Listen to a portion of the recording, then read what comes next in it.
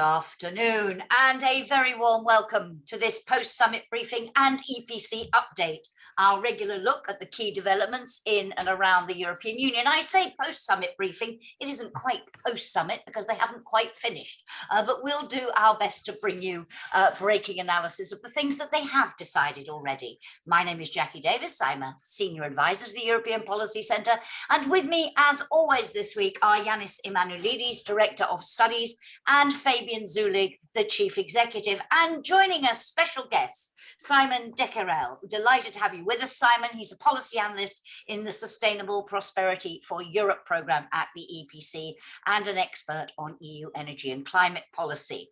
So, we are talking today about the war in Ukraine, the EU's next steps on defence, security and energy. And as I say, we're going to analyse the outcome of the summit insofar as we have an outcome. Other issues still being discussed. We'll find out, hopefully, during the course of the next hour, what's holding them up. We're watching for breaking news and we'll bring that to you if we get it while we are on. Just a bit of housekeeping, as always, totally interactive discussion, questions from me to our panel, and I hope also from all of you. If you want to ask a question orally, click on the raise hands button. If you want to write your question, please use the Q&A button, not the chat. And as always, a big plea to be as brief as possible so I can see at a glance what you want to know and who your question is for. Janis, just give us an overall sense of where we are. What was this summit all about? It's an informal, it's an extraordinary council. Why was it called and what were they talking about? Well, first of all, it was called after or during the Versailles meeting of EU leaders, when there was an agreement that there will be further discussions related to Ukraine, obviously, but also with respect to energy, defense, and then we also added food security to the list. So this is something which was pushed, especially by the French president.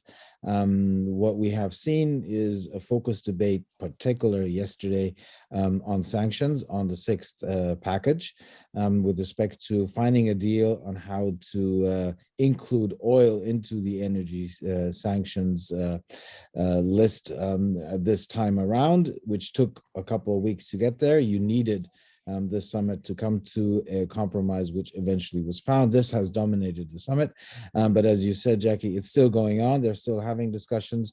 We saw some leaks with respect to the outcome, but it is still in progress. Sorry, yeah, I had a momentary mic problem. Just to follow up on that, one thing they did agree, yes, and there was some surprise that they managed it, was on the proposed oil embargo on Russia. In the run-up to the summit, Ursula von der Leyen had said she didn't expect a deal. Charles Michel was more confident. They've got a deal, but there are a lot of criticisms of that deal.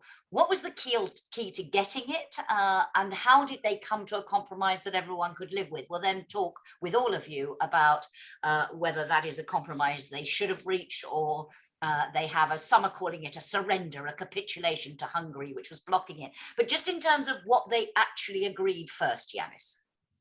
Well, first of all, I don't think that it actually is a surprise that they found an agreement. Yes, there were voices signaling that potentially they might not find a compromise. Ursula von der Leyen being one of them, but there were also others who had a certain level of confidence that once the issue reached the level of EU leaders, that a compromise could be found. And let's not forget, it was also a good opportunity for Orban, but also for others, to showcase that this is something which has to be decided at the highest EU level, that they were defending their interests. And again, it's not only Orban who used this summit for that occasion. In terms of the actual compromise, well, the compromise that was found is that you exclude oil coming into the European Union via pipelines. This is the major, that was an issue of contention, but there was an agreement that follows the line of which the Hungarian Prime Minister Orban had taken.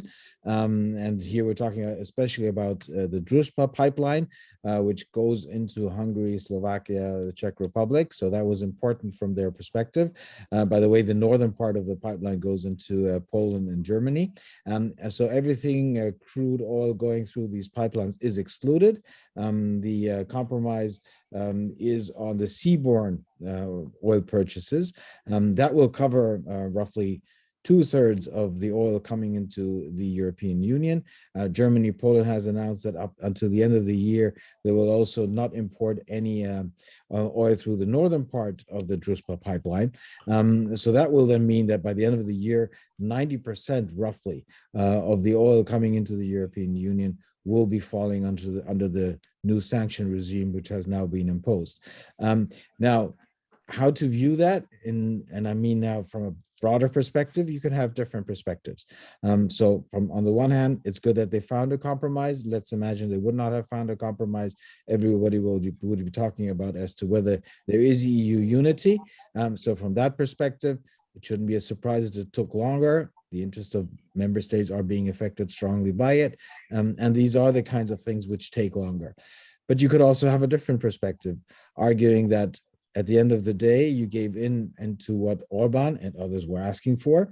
It took a long time, which also means that that the Russian side can prepare for the sanctions, find others to buy their oil.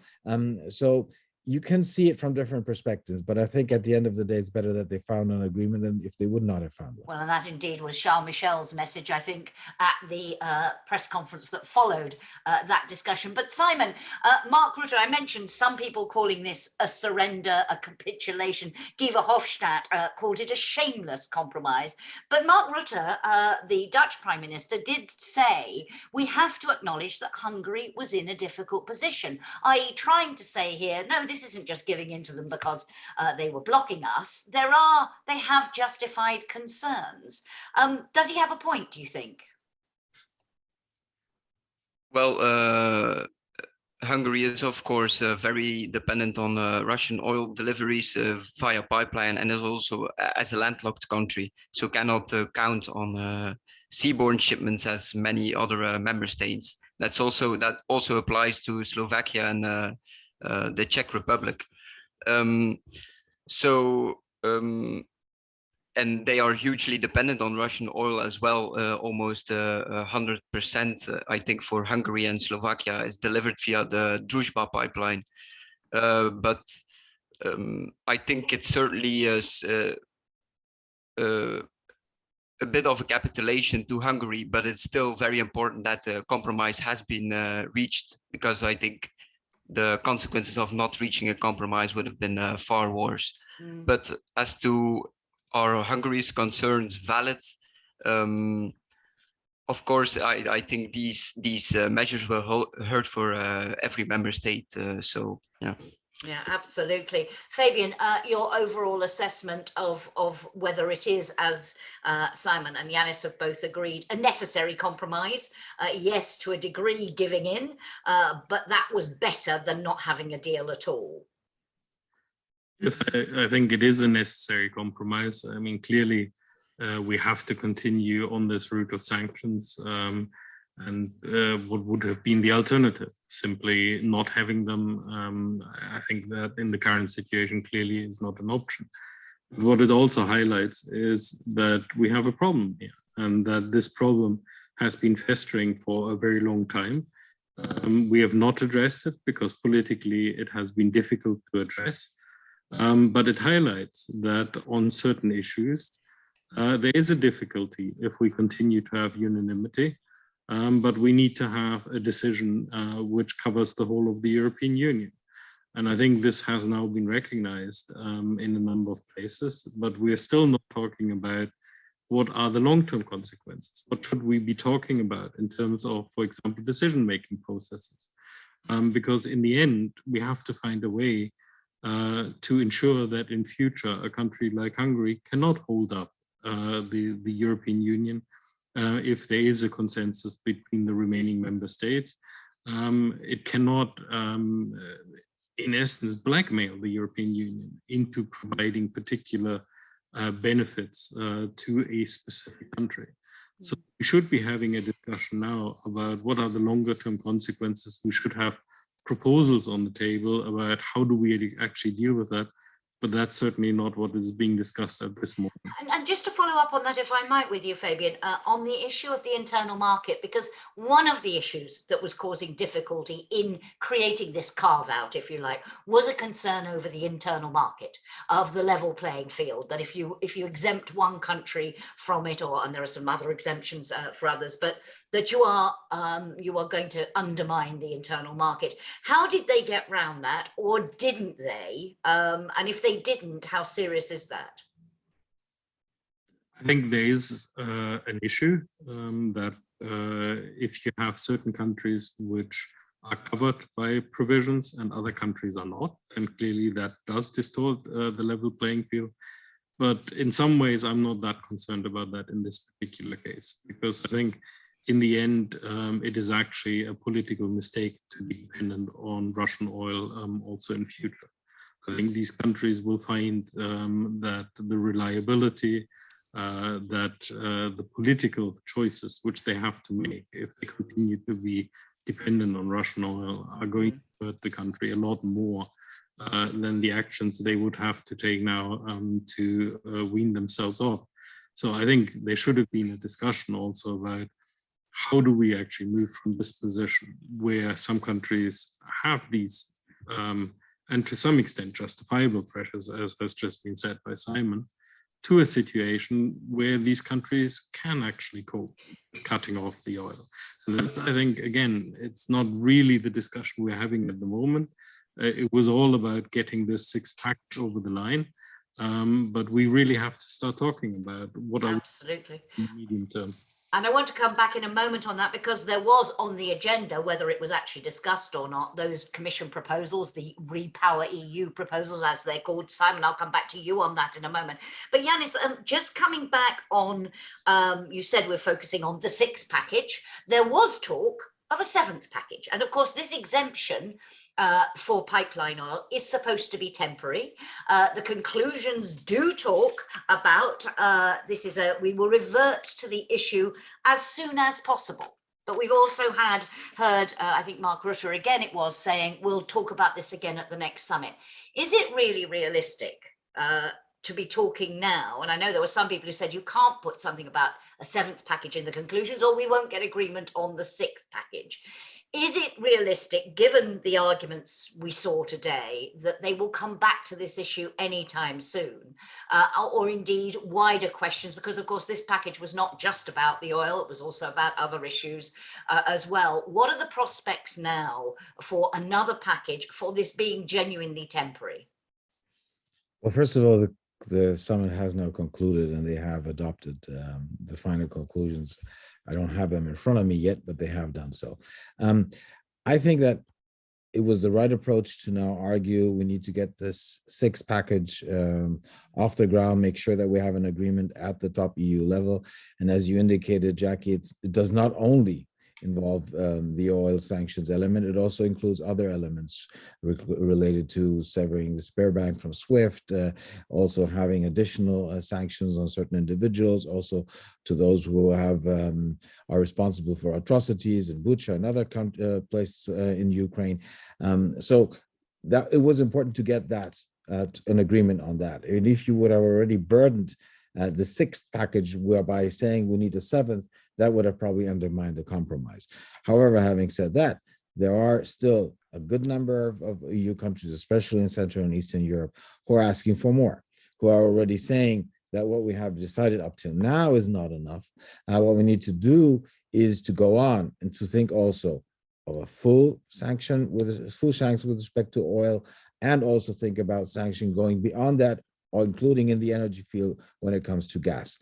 So you have these differences of opinion between member states, so the conversation will go on, but I think that we will not see that there will be a strong push already in June, as some had indicated, to have another discussion to push for it. Because what the last 4 to 5 weeks have shown is that you need to prepare these things. You need to be sure that at the end of the day, you will get it off the ground. And when you get to those points which actually harm the economies even stronger, and sanctions on gas would do that enormously. It's not to be compared to sanctions on oil.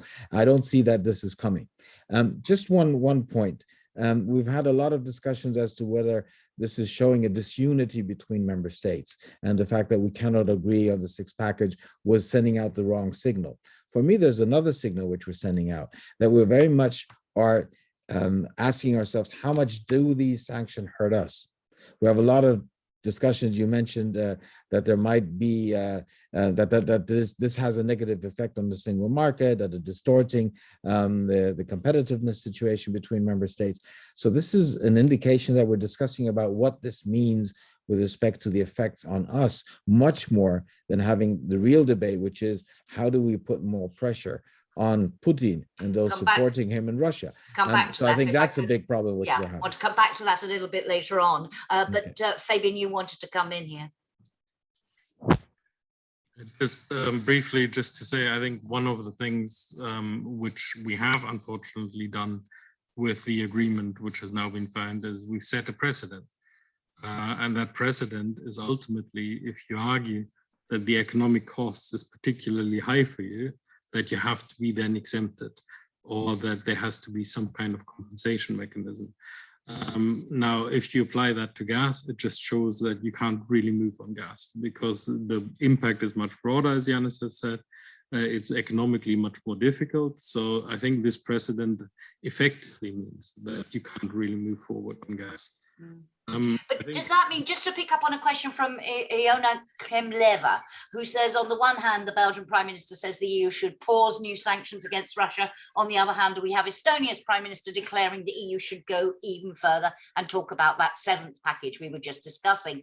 Which approach will prevail? Will the EU be able to maintain its unity and solidarity with Ukraine in the coming months? And that point, the solidarity with Ukraine, Fabian, Janis saying they weren't even talking about that. They were much more talking about what it meant for them. What's your sense of where this is going politically? Is it going to be, yes, they'll do it, but it will always be very painful and it will need better preparation, as Janis was indicating? Or is it more fundamental? Are we, Herman Van Rompuy said at the last updates, we're reaching the limits of what can be agreed. Do you fear that is the case, and therefore we will see bigger cracks appearing? And then I'd like to come on to Repower EU. Simon, I'm going to come back to you. I think firstly, there is a question here about how we approach policy making in this current situation. And I think what we are actually doing at the moment is the wrong way around. We're looking at the detailed policies, looking at the overarching objectives. We should be sitting down and deciding what are the big overarching objectives we have to reach. And then we can talk about what are the policy packages we can actually put in place to deliver those.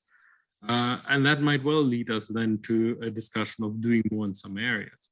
I think we should recall also that it is not necessarily just a gas embargo which works. We can choose to buy gas on an individual country basis from Russia or not.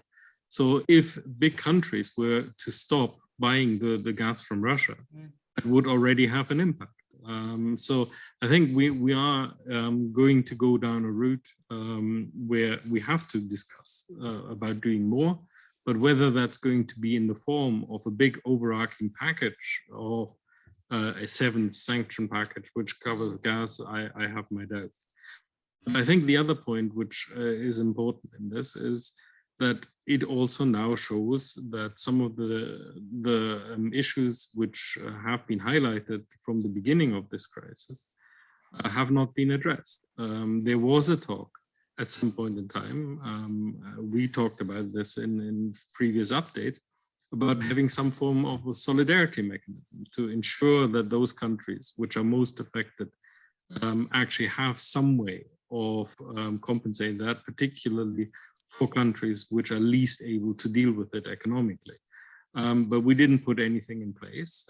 So there's now also a justifiable argument which says we can't actually cope with that particular issue. And I think with gas, this is even more so the case. And again, I don't see any real discussion of putting something like that into place at this moment in time. Okay, thank you. Simon, just a word on I know you want to come in too, Janis, on the gas debate and where you expect that to go.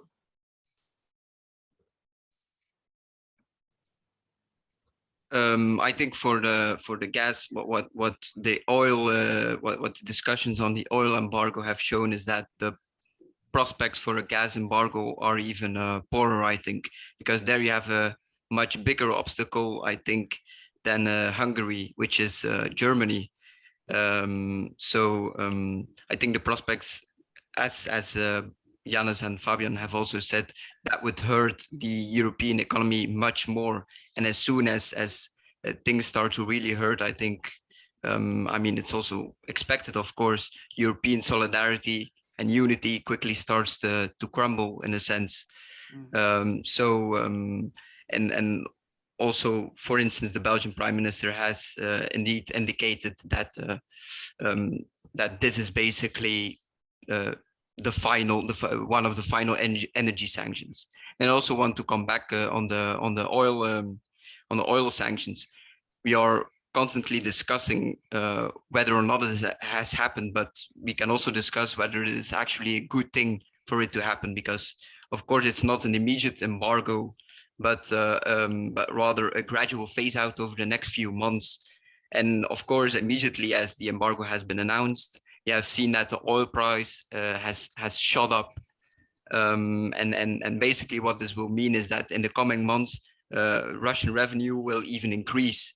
So, and what we really want, and that also relates to Fabian's point, that we actually are discussing details why we don't have an overarching strategy. We have to hit Russia right now. And that embargo, the embargo is actually not doing that. It's actually supporting Russia in the immediate term. So, yeah. Thank you very much. Janis, a quick one on this, and then I would like to link all of this to the conversation about Repower EU and broader impacts on the Green Deal, but I think you wanted to come back on this point. Yeah, just in addition to what I originally wanted to say, because I fully support what Simon was saying. What we're seeing is that we are not concentrating on actually how much this is having an effect on the opinion in the head of Putin in Moscow, in the Kremlin, with respect to how they should deal with the situation. We're having more of a debate about how it affects us. And that, I think, has been a problem from the beginning. Now, if I make a step back and link it to the discussion we're having on the potential for a seventh package to include gas at some point in time, I think one point is what Fabian raised, that we're not discussing about the longer term consequences of what we need to do. But even in the shorter term, we don't have a joint opinion among the EU 27 on how things should develop with respect to Ukraine. How much should we be pushing Kiev to find a settlement? How much should we not be pushing them? And what kind of but all that relates to the discussion which we're seeing now. Because if you don't have an agreement on these issues, and this is not about, preparing the EU for what might happen in 2 or 5 years. It's about what we will have to decide and do also in the upcoming months.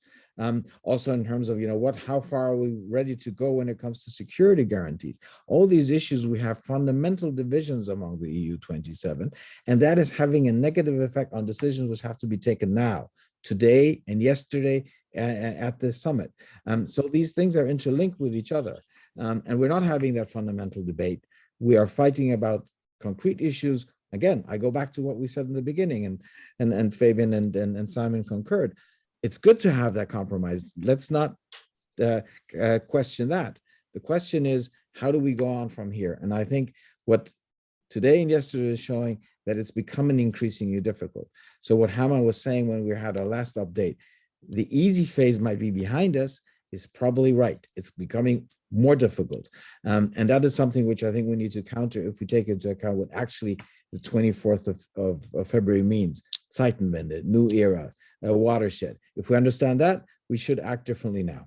Absolutely. Come back on that a little bit later. But Simon, let me just come to Repower EU, because when we talk about the longer term consequences, and when we talk about, I think it was Janis said at the beginning, it's a mistake to be reliant on Russian oil, and we need to do something because we talked about those justified pressures. So how do we get to a point where those pressures don't exist? Was there much discussion of the Commission's package on Repower EU at the summit? If not, that strikes me as maybe another example of the short-termism. You're so busy arguing about the oil embargo, you're not talking about the longer-term solution. But more broadly, can you give me a sense of where we are, how the member states are lining up on the Repower EU package? I think they broadly endorsed it at the summit, but probably looks as if without much discussion. Is that right? Yes, exactly. So yesterday, Commission President von der Leyen published a few informational slides basically about the Repower EU plan, and EU leaders discussed it for about 30 minutes, but not more than that. And then today they endorsed the Repower EU plan with a few small modifications I read, but it's still we still have to see what exactly those are. But it has not been a big topic at all and that's exactly also again the short-termism that we are seeing, because Repower EU plan is basically the EU's plan to phase out Russian gas, and the goal under the Repower EU plan is to cut Russian gas imports by 2/3 by the end of the year. And already now, so basically last year we imported around 150 billion cubic meters of Russian gas. So basically a 2/3 cut would mean this year no more than 55 billion cubic meters of gas. And already now in May, we have already imported more than 40 billion cubic meters of gas. Sure. So we are already very close actually to the target. And this is in a period of very low gas demand.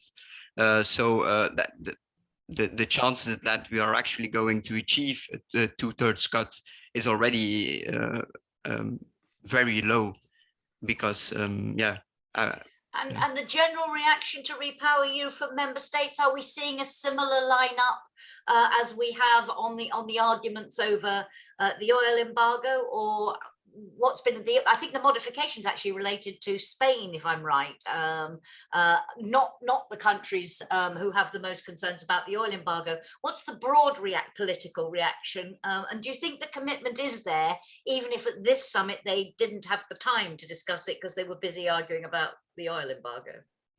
I think it was generally endorsed. There were a few controversial elements in the plan, such as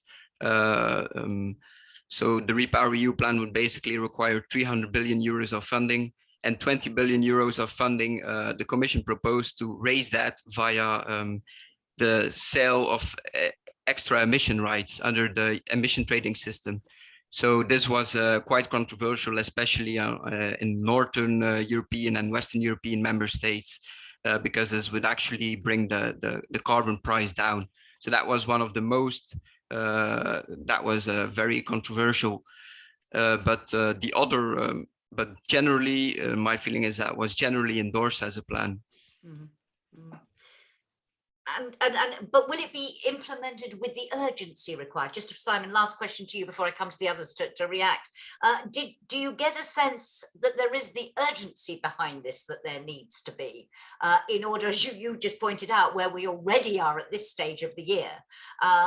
Do they understand, going back to the point about watershed moments and how different things are, is your sense from the debate, if not at the summit, but more broadly, that they do recognize what needs to be done and they are committed in principle, at least, to do it?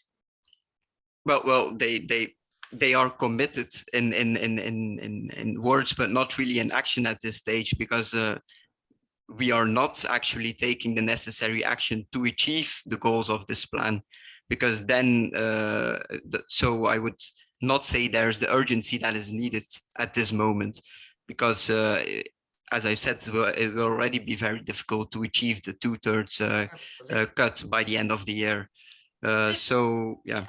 Yeah, Fabian, should we worry that they spent 30 minutes, Simon said they spent on this? Should we worry about that? Or is that simply the inevitable consequence of the discussion we were having earlier about how difficult it was to find a way through on the oil question, and that it was so important to get that unity at this summit that if that meant other conversations had to be parked for the time being, so be it?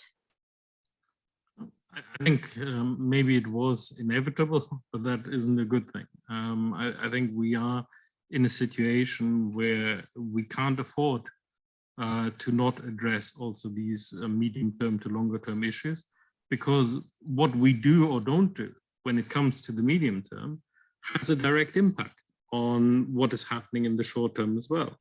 Everything we are doing at the moment is giving Moscow the message that gas and oil to some extent, but gas particularly, can be weaponized. It is something we cannot actually wean ourselves away from. We have to continue to depend on gas for a very long time. We already have a situation where Putin is testing. He is switching off the supplies to certain countries to see what the reaction is going to be, to see whether there's a joint reaction, a joint determination to address it, which also takes into account that, yes, this is going to hurt. And I think this is some failure of politics at the moment, that we are not having the honest discussions in all of the member states, that this is going to hurt. This is not going to be something which we can just achieve with some longer term plans where we set big targets which we might or might not achieve. We have to do a lot in the short term. We might even have to do more if Putin pushes us in that direction. And that will mean sacrifices. It will mean real sacrifices on the ground. It will mean also explaining to populations that we are in a situation where we are fighting a war with Putin. Okay, we are not the ones in the front line. The Ukrainians still have to take the brunt of that. But in many ways, we have to act. We have to have an economy, we have to have an energy sector, which recognizes that we are in a situation where many things which we're not doing at the moment will have to happen if we want to address the issue at hand.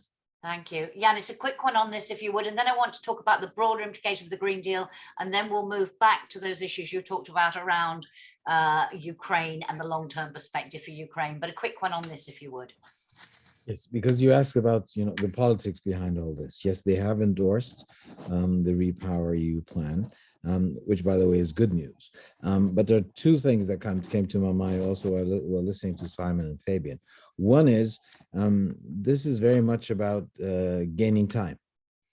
It is about the significance of the time factor in preparing yourself for whatever you decide, and preparing yourself in practical terms and making yourself less dependent on Russia when the moment comes where we actually have to take certain decisions.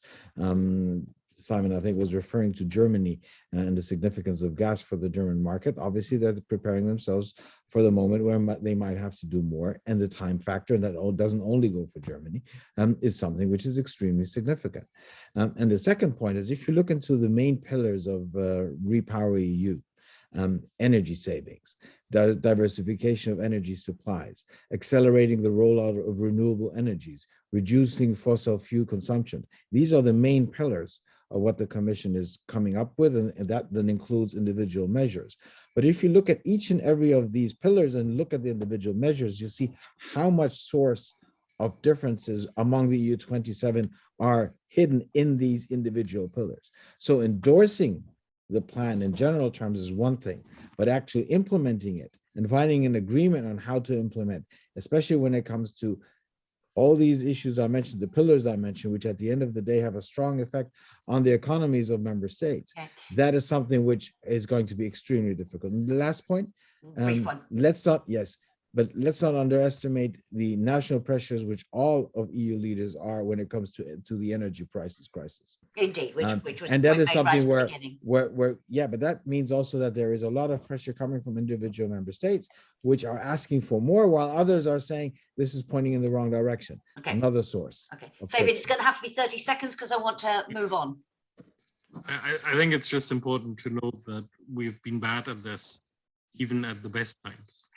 So even before we've set targets in these kind of areas and we have not actually fulfilled them. So unless there's a real political will to go beyond just declarations and to translate this into reality, we are going to fail again. And as Simon was saying, in terms of gas imports already points in that direction. Absolutely. Simon, one more question for you before I let you go, and it relates to the Green Deal, because we're talking here about the pressure on individual member states. And I'm wondering, in broader terms, when it comes to the Green Deal, do you feel that this will, in the end, have been positive in terms of precisely what we're talking about, the cutting of that reliance on the use of fossil fuels more broadly as part of our cutting our dependence on Russian energy? Or do you fear it will have a negative impact with countries saying, well, we can't possibly afford to focus on these broader sustainability issues at a time like this? We have enough trouble dealing with the impact of these energy decisions. What is your gut feel about how this is going to play out in that broader debate about the Green Deal? Well, I think for the Repower EU plan, for instance, which foresees 300 billion euros in funding, only 10 billion, only 10 billion euros of that would go to gas infrastructure. So at EU level, I think there's certainly, it will not, the Planet Commission proposal would not mean a real setback to the ambitions under the Green Deal. But that, of course, as Janis said, it very much depends on how member states are actually implementing this, and if they actually implement it, because we have seen in many member states a rush to new LNG projects, to liquefied natural gas infrastructure to import additional LNG from, for instance, the US. Germany has announced project, Italy has announced project, new projects. So there's certainly, I think, a danger in short-term policy responses which might undermine the Green Deal. That's certainly so. And to assess it now, in which general direction we are going, is a bit difficult, I think, because we have we are also seeing an urgency to really install a lot of additional renewable energy capacity. So it's not all negative, but we're also seeing this rush to LNG infrastructure, which is not positive, as this will actually consolidate the position of gas in our energy mix for the next 20 years. So. Thank you very much, Simon. It's been brilliant to have you with us today. I know you're having a frantic week, so we really appreciate you finding the time to join us. Thank you so much for sharing your insights with us today. I want to move on now to the question of, very briefly, because the summit's only just ended. We don't know how much they talked about it, but defense, security and defense. Charles Michel said in his letter to EU leaders before the summit, the Russian war against Ukraine has further bolstered our ambition for a strong, coordinated European defense.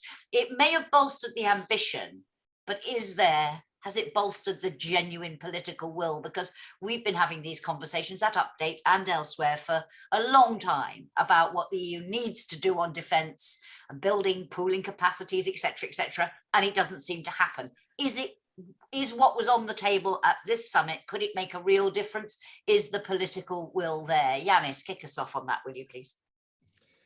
Well, first of all, we saw an analysis from the Commission in terms of the needs you have in the defense sectors, with respect to where the capabilities are, where investments need to be made, whether there should be and there needs to be joint procurement, along also the model of vaccines. So there is an analysis which has been provided by the Commission, which it had been asked to provide in Versailles by that informally meeting of EU leaders.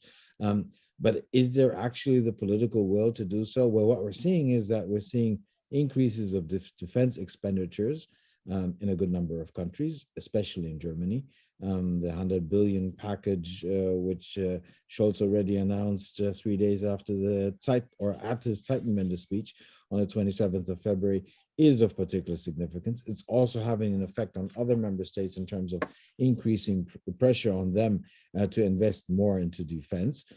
So that's the good news. The question is, how smartly will it be invested? How national will these investments be? Will actually that strengthen defense capabilities at the European level, also defense industry at the European level, or will a lot of that money go into the US market, which we're seeing in certain discussions already with respect to Germany, and where it will be supplying key elements of the needs it has, and where it will be investing the 100 billion over the upcoming 5 years. And we're also having a reflex, and this reflex, and you mentioned that already in your question, Jacki, which we've seen over years and decades, which is very much a national reflex. The readiness to coordinate at the European level, yes, there will be coordination. Yes, there will be efforts trying to find ways, how can we make sure that we don't have the duplications which we've seen in the past, that we will be spending the money wiser or smarter. Again, a very old discussion. But the vast amount of money in the German context, but also beyond, is probably going to go into national efforts and not having the level of cooperation which is needed. So there's a big discrepancy. And again, going back to what we were discussing earlier, that also relates to the lack of trust between the EU 27. Many of our EU member states, especially in Central and Eastern Europe, have a high trust in Washington, or much higher trust. They believe that at the end of the day, it is NATO's and NATO's capabilities, thus the US capabilities, which will make the difference. So are we actually ready to invest into European capabilities when we have an issue of trust vis-a-vis certain member states as to whether they will have a position, especially regarding Russia, which they can trust in? So these old fundamental political problems and the distrust among the EU 27 is putting a burden on the ability of the EU to cooperate in the defense sector, even if we have understood that we need to do more individually and collectively. But there is, again, the discrepancy between the rhetoric of Zeitenwende and the realities on the ground.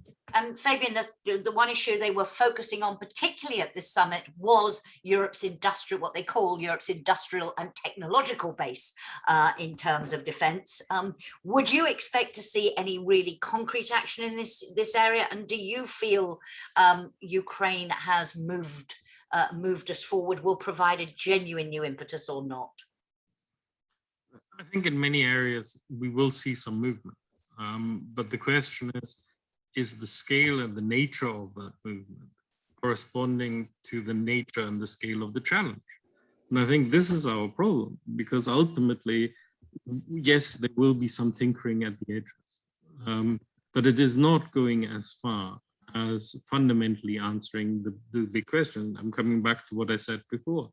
For me, we don't have a strategic direction. We haven't actually defined what are our overarching objectives. What is it in terms of defense and security we need in terms of capability? What do we want to have on the ground? And then we should talk about how we get there. At the moment, we're talking about, yes, we will spend more money and there will be a bit more coordination. But frankly, I'm not very optimistic that this will lead to very much at this point. And I think that's not even starting with the point that defense and security now is far broader than simply the question of whether we are producing tanks in every country or not. There are much wider questions within that sector. So the questions of, for example, technology. Much of modern weaponry will require a very high degree of technology. So who's providing that technology? Are we developing it together? Who's investing in the research to develop things for the next generation of weapons?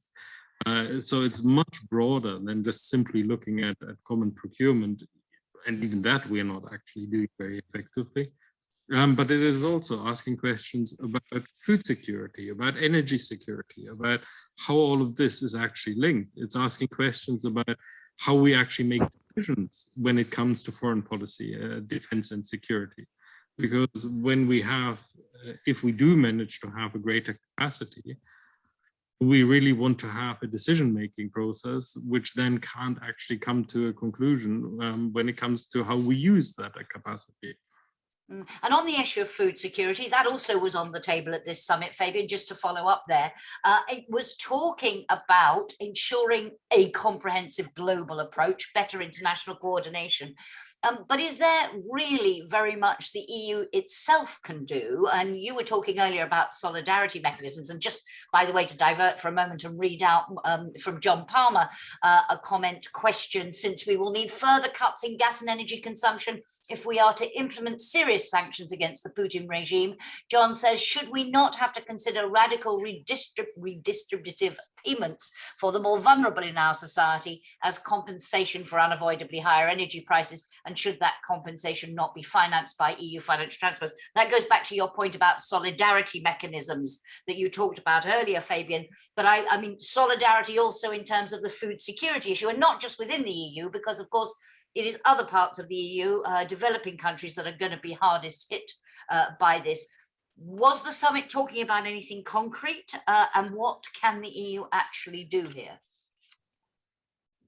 I think certainly the question of solidarity is one which should apply within the European Union and outside the European Union. That's not only because it's the right thing to do, but it's also in our enlightened self-interest, because if we are not going to address the question of famines, of shortages in developing countries, it will have consequences. It will have, for example, consequences in terms of migration. It will have consequences in terms of the political support the European Union has in this current conflict.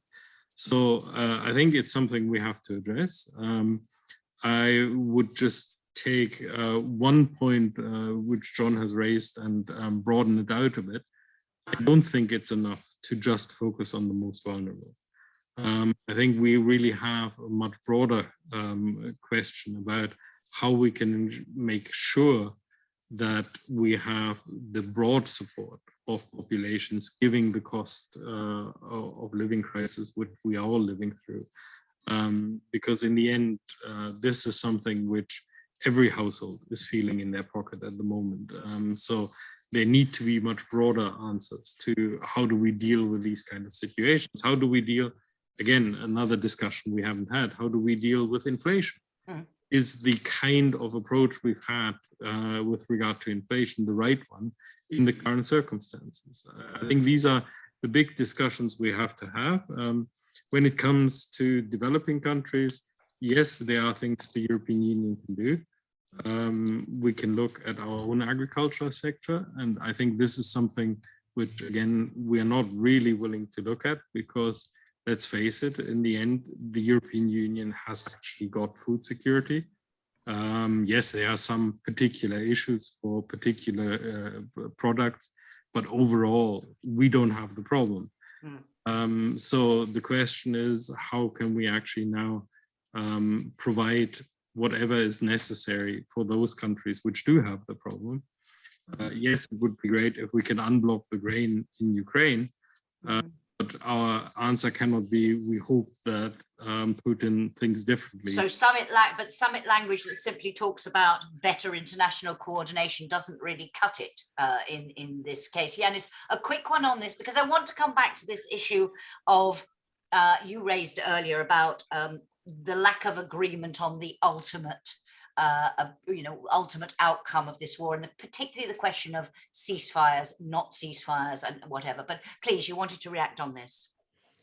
Yes, but let me make one small addition to the discussion we had on defense, because Fabian was saying that we're not agreeing with respect to the long-term objectives. I think we have another issue, and that is something which we've had for a long time, and it will haunt us for a long time, is that we do not have a joint strategic culture, and we're not developing a strategic culture which is in alliance with what we are witnessing happening after the 24th of February.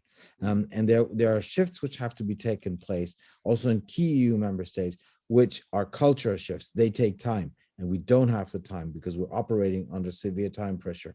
So there is a strong political link to this here. With respect to food security, I think what the main signal was of today's day of the summit was a signal towards partner countries, third countries, especially in Africa. The fact that they had a discussion about food security, and that discussion started by having an exchange with the president of Senegal, who is also the chair of the African Union, was indicative of what they were trying to send out as a signal, which is we're not the ones who have to be blamed for the situation on the African continent, in other places which are having a severe negative effect of the crisis related to the Ukraine war. It's the Russians who are to be blamed. So this was also a lot of communication towards third countries, trying to explain this is not our fault. It's the fault of the Kremlin. It's the fault of Putin. But here, and that is another fundamental problem which we're having, the perception outside Europe is that, look, this is now a conflict which you're very much interested in. We've seen other conflicts where you did not have the same interest. This is all about you. You don't care about the rest of the world. And that plays into the argument of those who want to argue exactly that we're not delivering when it comes to support for countries particular in need, particular suffering from this crisis. And we're trying to counter that. And I think that today's message was an attempt to counter that, but actually we're not countering them effectively, because actually there are discrepancies in what we do and what we say and how we behave. I do want to come back before we finish, and we only have a few minutes left, to the fundamental debate about where we go from here. And I'm referring here to the discussion about whether the summit conclusions should call for a ceasefire. And this is an issue that very much has another crack in the EU's unity, real concern. Some member states furious at Germany in particular, but also France and Italy for talking about ceasefires. Eastern European countries saying no, the conclusions from last night do not refer to a ceasefire. They resolutely condemn the war of aggression. They urge Russia to immediately stop its indiscriminate attacks and immediately and unconditionally withdraw all its troops. And it also talks about unwavering commitment to help Ukraine exercise its inherent right of self-defense and determine its own future. So for now, that seems to be off the table. But I'm wondering what your analysis for both of you is of this argument. We've seen flurries of accusations of appeasement, comparisons with before the Second World War and so on. You said at the beginning, Janis, it's very difficult because we're not even agreeing, people aren't agreeing on where we should go with this. And therefore that makes all these individual issues that we're talking about so much more difficult to resolve. What do you read into the fact that ultimately these conclusions had no reference to a ceasefire, and more broadly to that argument, and linked to that, if I can just throw it in, German leadership of the European Union? Is it being seriously called into question because of so much criticisms of Germany? Now, the latest one is you promised heavy weaponry, you're not delivering, you're not doing what you said you'd do. So how do you read this discussion about the ultimate goal and where it's likely to go? And is that disagreement going to be ultimately cause way more cracks in the unity over further sanctions and so on? How do you read it? Same question to both of you before we close. Who do you want to start? Janis. Okay. First of all, I think that it is the right way of dealing with the situation in the sense of not having a reference to a ceasefire or anything else which indicates what potentially could be the solution if this is not something which is fully supported by Kiev, by those in power in Ukraine. Because at the end of the day, the country, a sovereign country, was attacked. It's defending itself, and it has to also self-determine of how much it can, wants, and is able to bear what it means to be defending the country against the aggressor. And let's not forget, they're paying the highest price. So it's up for them to decide when and what the right thing is to do. But that still means that this is something where we, as EU27, need to have a discussion about. We shouldn't have a discussion in terms of trying to say what should happen, but having an agreement, or at least having a discussion about actually what we think is the right thing to do. I don't think that we're having this discussion. We're having severe differences of opinion. Some countries wishing, aspiring that Putin will be defeated, others saying that he should not win this war, which is two different things in itself. We see that there are some countries in Germany, France, and Italy are pushing, the governments of Germany, France, and Italy are trying to find a compromise. They're trying to find a solution to the situation, and others criticizing them for doing so. So there is, and I mentioned that earlier, and you mentioned it in your question, there is a severe discrepancy among the EU27 on how to move on, what the next step would be. And that relates also to questions of transatlantic relations, the future of transatlantic relations, the role of NATO compared to the role of the EU, issues of trust between the EU27 when it comes to the longer term perspective we should take with respect to Russia. Some still believing, and I'm coming to the second part of your question, which relates to Germany, some still believing that there are those who believe that there can be some modified status quo ante, which can be reached even in our relationship with Russia or post-Putin Russia. So there are these severe differences and also issues of distrust. And Germany here is obviously playing a strong role. And it's being criticized, and I think there's a good reason to be critical. It's being heavily criticized also in Germany itself, but also the German debate is very much divided, and the criticism coming from Central and Eastern Europe is severe. And if you want to be, and Germany needs to be in a leadership position, you need to take into account the position of those who are having a critical assessment of the situation and also of the smaller countries. Angela Merkel was great in taking into account the position of smaller countries. Not always did that lead to the right decision, but she was taking their position into account. Now there's a feeling among many in Central and Eastern Europe, especially among the smaller and mid-sized, that they're not being taken into account, that their position is not actually reflected in German politics. And that, I think, is bad news for Germany, but it's also very much bad news for the European Union in general. Fabian, a last word from you on this. And it seems, when you talked earlier, you began by talking about we look at the detail instead of first looking at the overarching objective of where we're going. How serious is this, and how can it be resolved? Let me make three very brief points. Firstly, I think when we're talking about a ceasefire, there's an assumption in some capitals that Putin would be willing to go for a ceasefire at this moment in time. And I think he has shown that he doesn't care about the human costs of this conflict. So the idea that we can get Putin around the table, I think this is something, as Janis has said, for the Ukrainians, but I don't see a chance for a ceasefire at this moment in time. In any case, because he is gaining some territory, he's having more success now in the East. He's not going to stop at this moment in time. The second point, I think, is what we actually are not doing is talking about, even if there was a ceasefire now between Ukraine and Russia, because I think, again, it's Ukraine who has to decide that, what comes after that? What are we going to do in those circumstances? What happens to sanctions? What happens to the EU membership aspirations of Kiev? What happens to security guarantees? What happens to NATO in that context, or the cooperation EU-NATO? What happens to reconstruction, and who's going to pay for that, and so on? So again, we actually don't have an overall picture of how we're going to deal with this world after the Zeitenwende. And I think that comes back to the general point both Janis and I have made from the beginning, that what we should be worried about at this moment in time is, yes, we have to do a lot of things in the short term, but the real worry is that nobody is really thinking about what happens in 3 months' time, in 6 months' time. What does the world look like in the longer term? And we have to start getting serious about that, because it's going to come up much quicker than people think. and we are completely unprepared at this moment. And on that note, somewhat gloomy note, thank you very much indeed, gentlemen, and thank you to all of you for joining us.